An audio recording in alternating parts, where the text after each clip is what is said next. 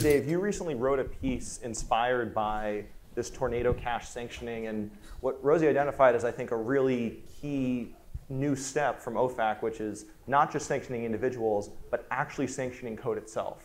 So why did you write the piece, and what are the key takeaways for the audience from this piece?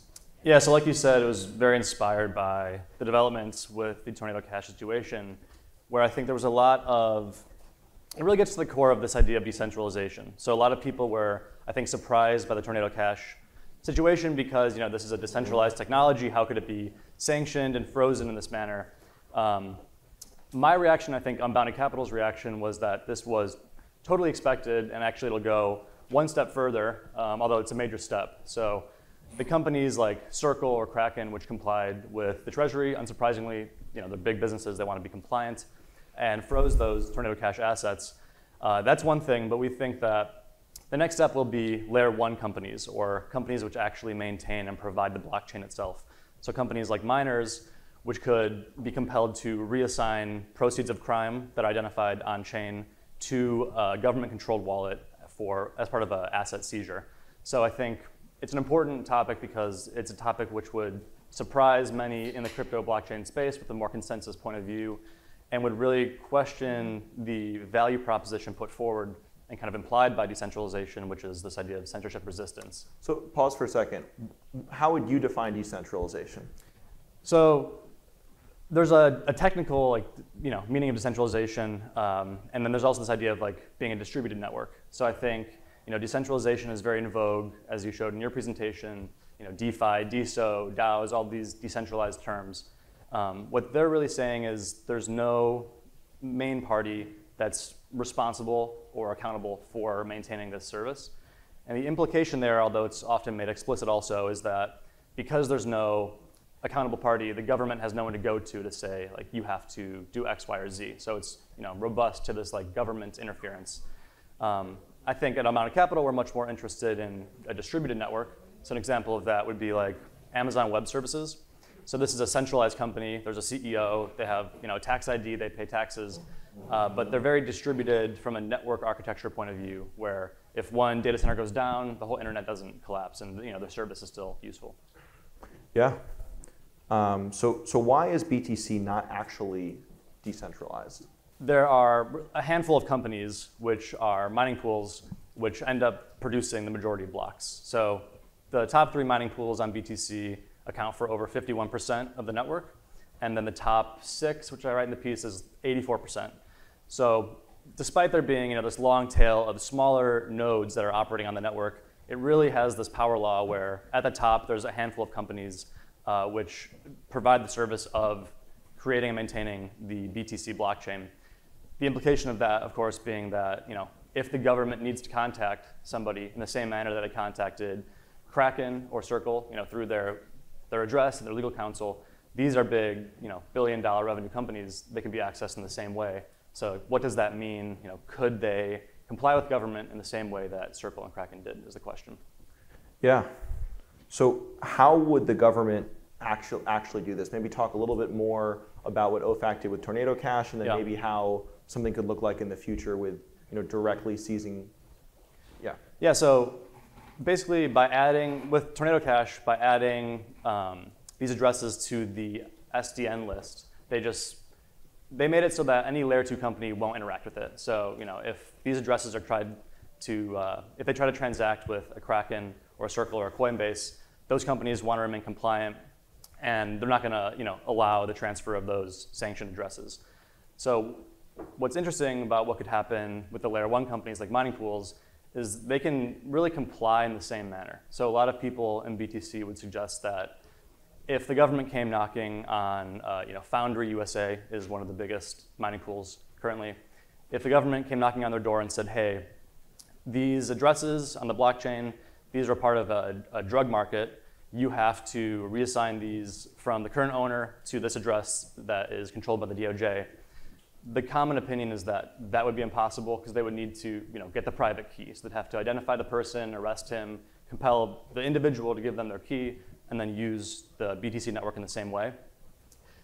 There's no reason technically on the BTC network or Ethereum or other networks why you would actually need a private key so long as you have the majority of miners. So like I said, this is 3 companies. You could very safely do it with 6 companies. You have 84% of the network.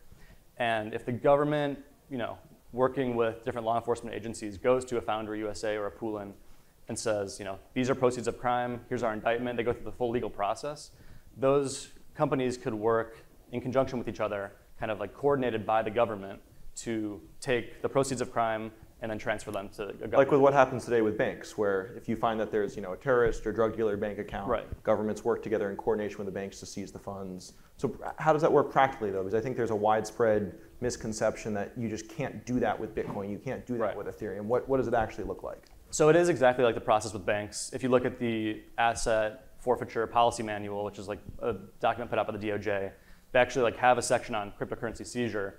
The first option is obviously just like arresting someone, taking their keys, and then using the network the way it's intended. The other option is like going to a company like Circle in the same way you would go to a bank to seize assets from a customer of that service that is breaking the law. But there's this like implication in it, which I think if you read between the lines, they talk about companies which don't have access to the private keys, which will comply with court orders. So if you go to a Foundry USA, you don't have the private keys, but here's $1 billion from a drug market. We need to get this seized by the government. Really what the process there looks like is just you have to come to a consensus with the other miners in the network to agree like at what time this transfer from address X to address Y would occur. And as long as it's done at the same time, they're going to maintain consensus. So the Bitcoin network is made to make doing this unilaterally impossible, so that a dishonest actor couldn't take funds and effectively steal them. But when the coordination is done by this layer of law enforcement and government cooperation, then all the big miners can stay on the same page and remain in consensus. So to be clear, you're outlining a way that miners could process a Bitcoin transaction without the private keys and change the funds from one address to another. Right, so long as it's done in consensus with the majority of the network, that is technically possible. And then the question is like, well, how would we all get in consensus to do this? And the dishonest way, it's very unlikely to do it dishonestly. Or even like a cartel of miners deciding like we're gonna steal funds today for some reason. That's very unlikely because their incentives are not to do that. Yeah. But when law enforcement is coordinating the action, the incentives kind of flip. So show of hands here. Who thinks that if the blockchain of your choice that you like, if governments compelled companies that use that blockchain to reassign funds, the value of that blockchain would go away? Yeah, we got some hands here. So what Dave is arguing here is that, one, that is extremely likely to happen with BTC and potentially other blockchains in the coming years. And two, that we still think that there is a lot of value to blockchain outside of being able to be resistant to government and law in perpetuity. Yeah, let me make it like a little bit more concrete too. Yeah. So, and I outlined this in the piece, it's up on our website. So last April, the United States, in conjunction with Germany, issued I think it was an indictment against a dark web market for drugs called Hydra. So they arrested the operator of the market, they seized the servers, it's no longer operational, but they only got $25 million in assets from the operator of the site. Their number that they put in the press release from the Treasury's website is that there's $5 billion of money that's gone through this drug market. So, I mean, I think these law enforcement agencies will be very motivated to get the remaining, 4.9 billion of proceeds of crime which are out there, and they've identified them. So in the same way that Tornado Cash has addresses sanctioned, there's a bunch of addresses that are sanctioned right now due to this Hydra dark web market. There hasn't been any action since April when that press release was made and the arrest was made. So I think there's a good chance that this is an ongoing process and they're going to want to do some type of seizure with those specific funds. And we'll just have to see how it plays out. In how many years do you think it's more likely than not for a government to directly seize funds on chain for BTC? Yeah, so some of the friction there's obviously a lot of like legal hurdles and you're setting precedent in how it works, but there's also like a technical difficulty. So some of the software needed to translate court orders into the code to actually like execute this that the miners would run on their machines. is in development. I know someone in this room has actually seen that code. I want to talk to him later about it. So that's in development. I don't know what the timeline is like on the release, but I would be surprised. I mean, for sure, 5 years from now, I'd be very shocked if that wasn't the case. But I think like 2 to 3 years, I feel pretty high confidence that we'll see something like this. What do you think happens to the value of BTC or the popular version of Bitcoin if funds are seized on chain? Yeah, so that gets to kind of like at Unbounded, our core insight was that decentralization isn't the best value prop. There's a much bigger value prop out there of this efficiency micropayment solution for the internet. But it's also not a great value prop if it just doesn't even deliver. So like they've made enormous sacrifices at BTC in particular, but really every other blockchain that's out there has made these design choices to cater to this idea of we're decentralized, that's our value, we're unconfiscatable, unseizable, whatever the word is.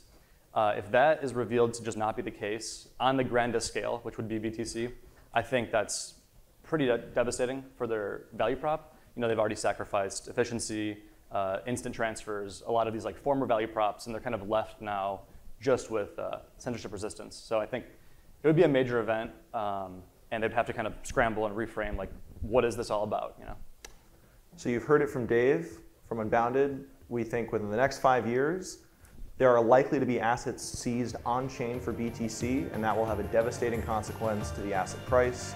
If that doesn't happen, you can blame Dave and not me. Dave, thank you. Thank you.